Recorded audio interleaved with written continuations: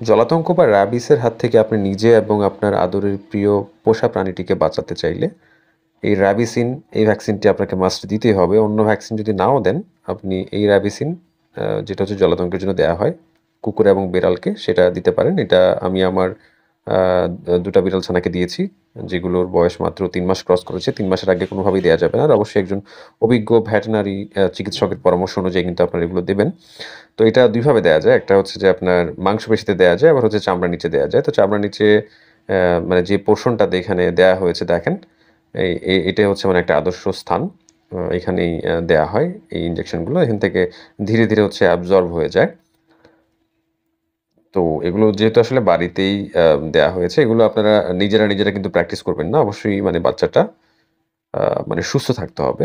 বিগত দেখা যায় ১০-১৫ দিন সুস্থ থাকতে হবে। কোন ধরনের অসুস্থতা থাকলে কিন্তু এই ভ্যাকসিনগুলো দেয়া যায় না।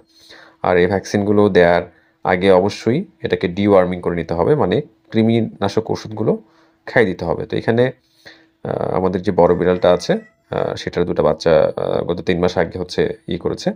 তো দেন এগুলোকে আমি ভ্যাকসিনের আওতায় নিয়ে আসছি। ৩ মাসের আগে কিন্তু আপনার এই যে রাবিস ভ্যাকসিন দেয়া যাবে না।